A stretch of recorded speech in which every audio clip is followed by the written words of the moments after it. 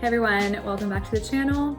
I'm so excited, first of all, to start off 2021 with this video because it's gonna be a good one, it's gonna be an important one. And you guys requested for me to talk more about my fashion industry experience and what it was like working fashion in New York City. So today in this video, we're gonna cover everything from my internships, my small gig opportunities to my full-time jobs that I've had. And there's a lot to cover. I'm so excited to share it all with you. Hope you guys had a great holiday, and if you're ready, let's get into it. So everyone's experiences are so unique, right? So I just wanna give a disclaimer that everything in this video is through and through very these are moments in my life that I appreciate every single one of them, because even if I had a negative experience, they've all taught me very important things and what it's like to work in this industry. So that's really what is driving me and motivating me to talk about it, because I really think you guys can learn from it. So the first thing that I'll talk about are my small job gigs that I had working backstage in New York Fashion Week and what they taught me. So the timeline may be a little bit out of place, bear with me, because these are just things that I had to grab from my memory and drag out and organize so that I can talk to it in a timely manner for you guys. So the very first gig that I'll talk about was at Spring Studios, which is a pretty popular place in New York City to have events, even sometimes shoot in and also have catwalks in. So I believe my first gig ever was working for a brand called Tibby, and to this day I'm a huge fan of the brand. I love their stuff.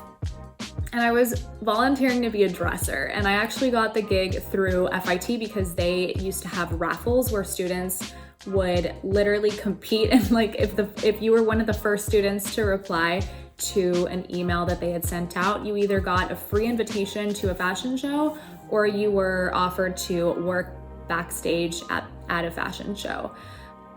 So that was pretty cool. I have to be honest, the reason I'm mentioning this one is because it was one of the first and one of the ones that kind of least benefit I got. That's kind of how fashion industry events are. Sometimes you network, sometimes you don't. Sometimes you don't know what you're expecting. So just be open-minded, just go in there, but always represent yourself well. Even if I was just a dresser backstage to dress the model, it was I'll take it. I was excited to be there. I remember being just so young, fresh in New York. And I will never forget, the model's name was Marta and she was from Poland, I believe. If I find her photo, I will link it somewhere in the video or show you. But she had a very simple outfit, so it was kind of pointless for me to dress her. Either way, it was an experience in itself, but they kind of were huddling all the student volunteers to stay together. So like I said, there wasn't really an opportunity that I could have broken the rules and went and talked to somebody or anything. So in that sense, it was kind of boring, but I did what I could. I talked to the girls around me and I talked to the model, and the model was, I remember this so clearly actually, she was exhausted. She said that she had worked 7 shows and it had already been day 2 of Fashion Week. And I asked her what her favorite show was to walk, and she was like, Burberry. And I was like, oh my God, how fabulous. So yeah, that was my first gig ever. If you're a dresser, just understand the point of dressing a model and having a dresser backstage is because certain designers will have very complicated outfits, and then you need someone to help you obviously zip up, snap buttons or whatever. So it is important sometimes depending on the outfit, but my outfit was fairly simple. So the second gig that I ever had was interviewing a New York-based designer called Georgine. And Georgine was blonde, really nice, really easy to talk to, easygoing. And I got to interview her at her first show ever. And little did she know, that was my first New York fashion show that I got to watch after interviewing her. So that was pretty cool. I was super excited. I remember her collection functioned very well. It had a lot of colors such as like beige, champagne, nude, mint, and black, but there was like some sequins and there was like some sparkle. I loved her style and her taste, and not only did I love the experience because it was my first show, but also because it introduced me to a new upcoming designer that was going to be really important, because eventually on after that show she did get featured in a lot of stuff, and a lot of stuff.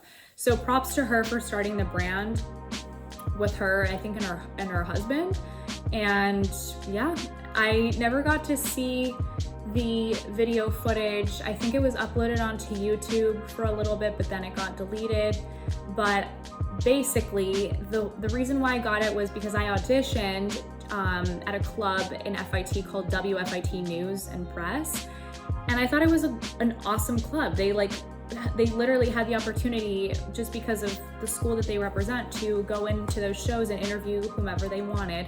So that was awesome. If that doesn't exist anymore, I highly suggest, if you're going to Parsons or FIT, to start a club like that, because you definitely, with the name Parsons or FIT, have an advantage in getting in there, rather than just like independently just trying to sneak in.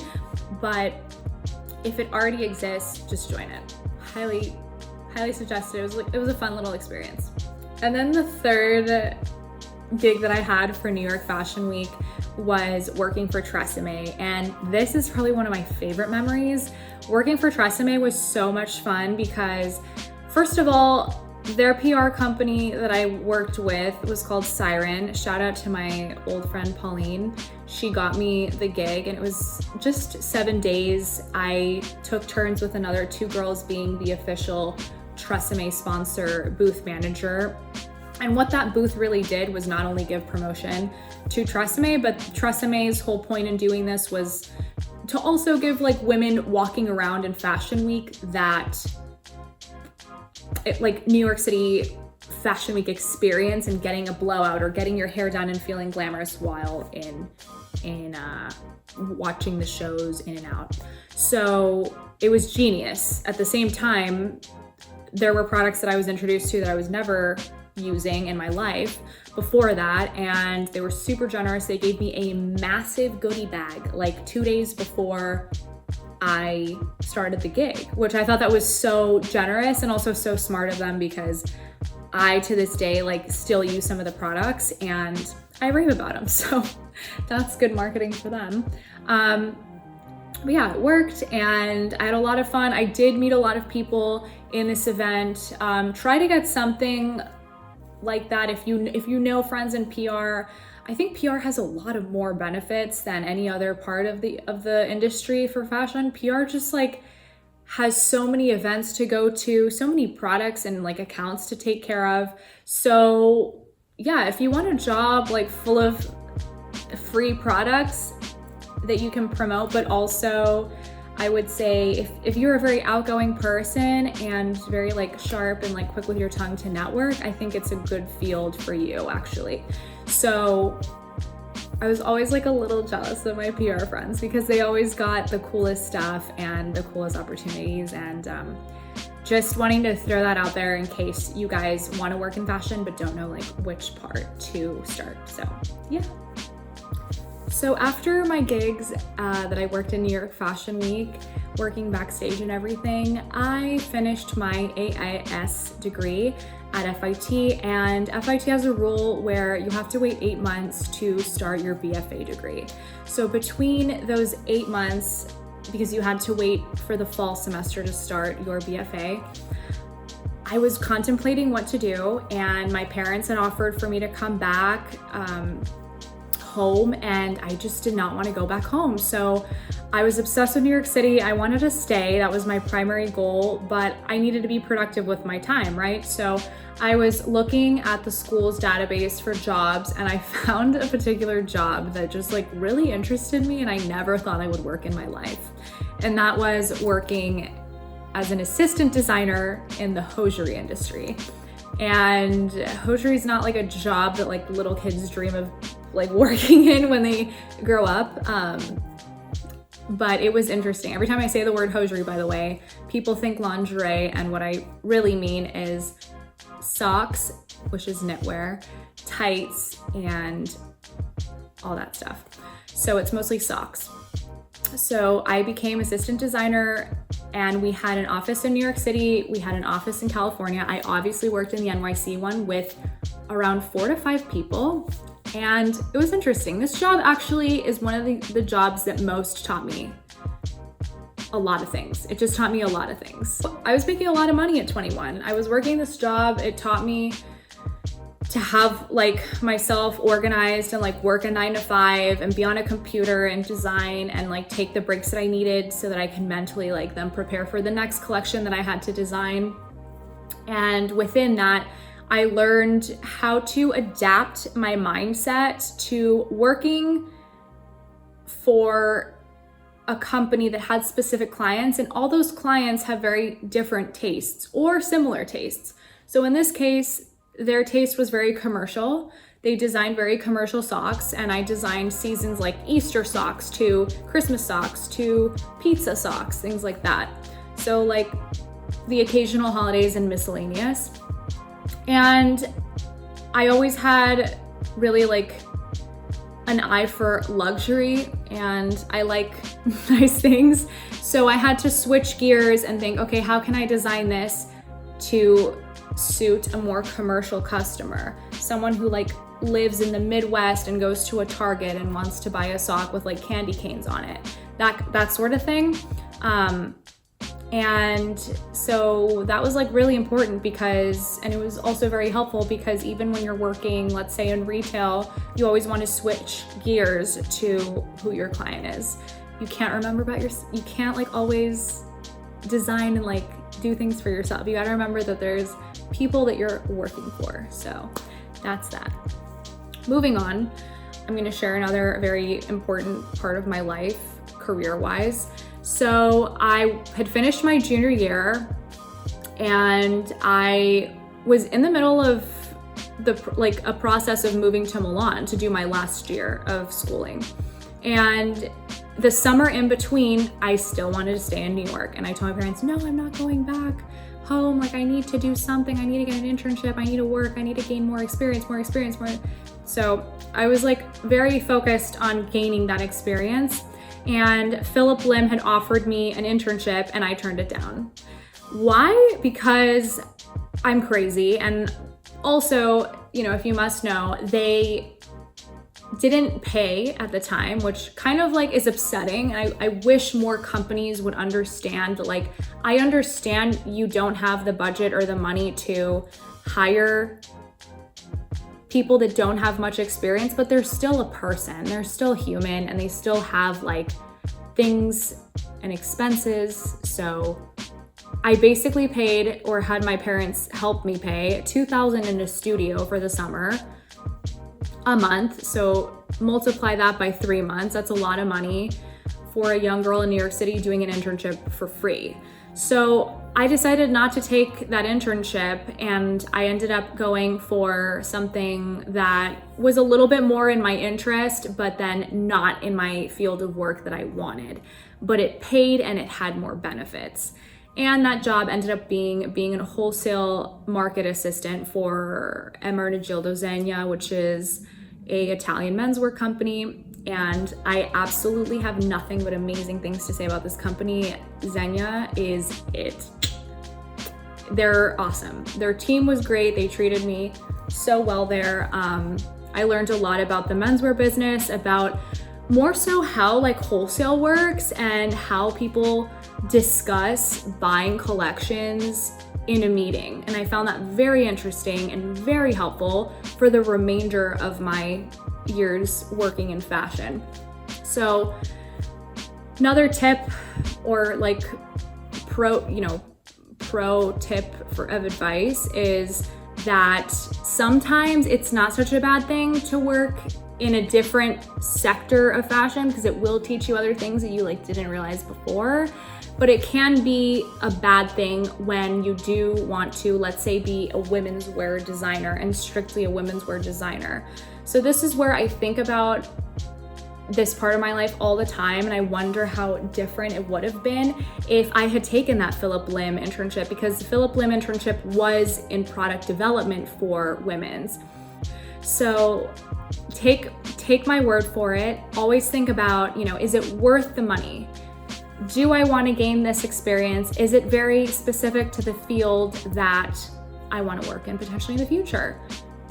Because sometimes the money can be nice and shiny in the beginning, but it's not worth it long term for you to gain like $1,000 and some change, and then have a great name, but then have a type of job that is not, it's in wholesale. So like, what is that gonna do if you, let's say, wanna go in design? So just think about that. Like, it's good to have a versatile resume, but not too out of tune. You want it to be also somewhat narrowed down into a certain field. Okay, so let's talk about internships. So I'm not very proud of saying this. I've done maybe 2 or 3 internships in my life, and I'll talk about 2 of them. The first one, I worked in Italy for a company that did prints, and that was so much fun. And they were called Euro Jersey, and everyone from Victoria's Secret to a lot of European companies will buy Lycra and printed spandex from them for swimsuits. And I got to design some swimsuit prints for them, and that was super fun. And so the head honcho, Nello, who works there, was probably like one of my favorite bosses I've ever had in my life. The guy was so collected, and he would be having a conversation with you, and he would have 1,000,001 calls to take, but he would take them, and he just was never stressed out. Like, he was very in tune with his emotions at work, and I had so much respect for that, because a lot of what I didn't see in New York, which I ended up seeing later, was that there's a lot of people who are kind of they can get a little ahead of themselves emotionally at work and bring out a lot of emotion in them. And I don't think that's ever healthy, and I don't think even as a boss you should do that. But you find people. You need them. You need people that just act like that. So that was my first internship. My second internship was I got to assist the design team for Tahari. And Ellie Tahari has a split division called T Tahari. So it's not even really the same company. But T Tahari is all outerwear, so it's all coats, all jackets, and that was also pretty cool. I saw it online, and then I actually realized that the girl who was posting it ended up going to school with me. So I actually just messaged her on Facebook, I think, and then we started talking from there, and I got the internship. But I ended up not getting a job there, and this was a internship that I had post-college, because I had just done a full year in Milan. And here's the deal, guys. If you want to intern in Milan, go to school in Milan. I think at the moment I made that decision because I wanted to explore fashion in Europe, which I could do a whole separate video on. But it really wasn't feasible unless you really truly wanted to stay in the European Union and area demographically. Also, it helps if you have an EU citizenship. I didn't, so it kind of did not work out for me in that sense. I had to go back to the US, and I had to get a job and internship in New York. So that was pretty much why I ended up at T Tahari. It was one of my first internships when I was back. And after I worked it for maybe 3 months, the girl that had contracted me told me they didn't have space in the company. And I saw that. And I also kind of got upset because they hired a freelancer when I was busting my ass. I wanted the job. I did want the job very badly. I liked the area. It was close to my apartment. It was a very convenient job to have. And I liked the team. It was a small team of 5 girls, and one of them would design coats all day and tell the other one what to do. So the one that contracted me was the assistant designer. But it's very hard. Like in fashion, I think people just want to hire people that are more specialized. And here's where I have my biggest piece of advice that I will have in this whole video. Do as many internships as you can. Spend less time partying and thinking that you can network at night. You really want to rack up and stack up your internship experience on a resume.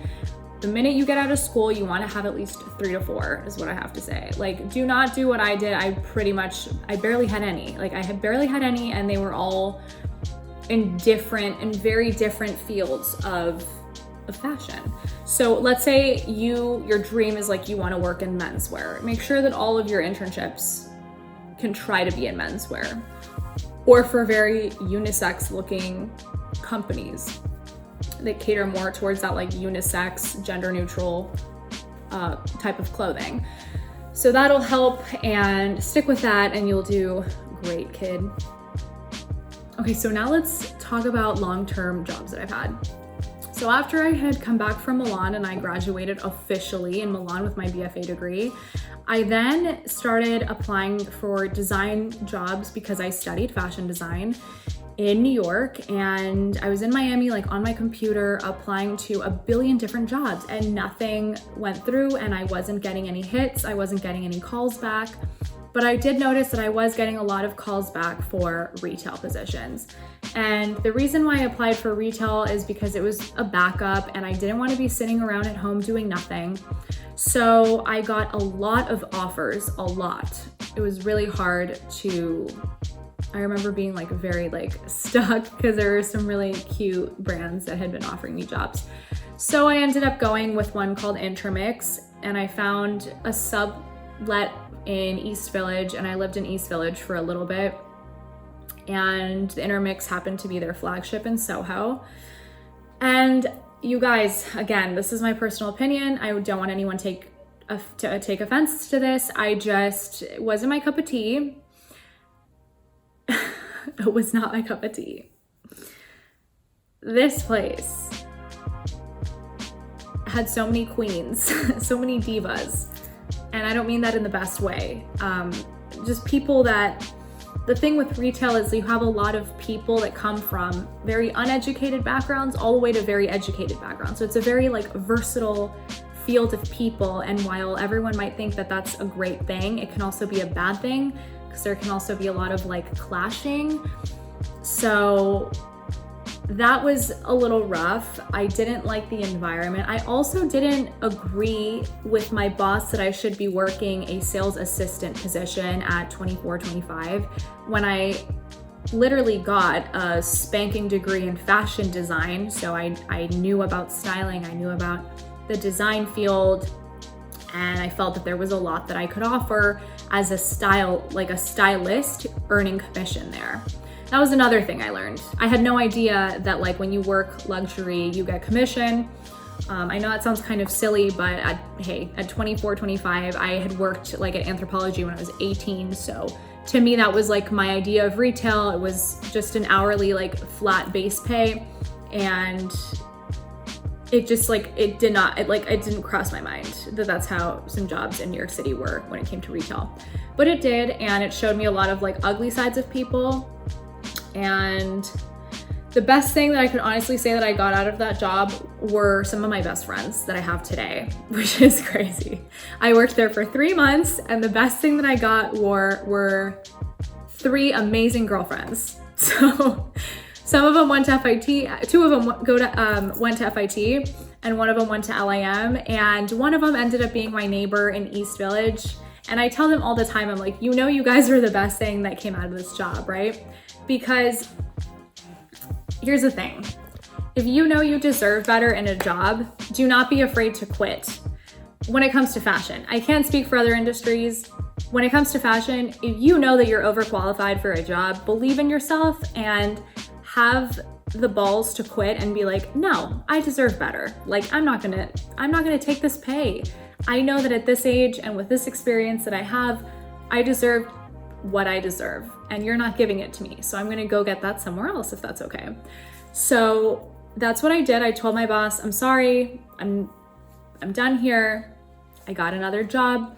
I had actually gotten an email from a woman in Valentino, and she was the store director on Fifth Avenue. She sent me a very sweet email, and she reached out to me, and immediately it sparked interest because I was miserable at Intermix. And I got the job, and when I told my Intermix boss, she was very upset because she's like, but I was gonna promote you like literally this week. And I was like, it's a little too late. So I never took the promotion. I basically left, and I still remain, that was like one of the best things that I did for myself. My time at Valentino was also very productive, and like I learned a lot. I'm not going to speak too much on it. I'm going to speak in very like general terms. Basically, the world of luxury retail is this. You learn how to style your clients. You learn that it's not about you and your taste. It's all about like the hospitality that you give to your clients, and learning to give the best recommendations to cater their style. So that's that. And also with that comes that you're trying to meet sales goals. So it brought out also this like very competitive side of me that I didn't really know that I had, but whatever, I fully admit that I have it.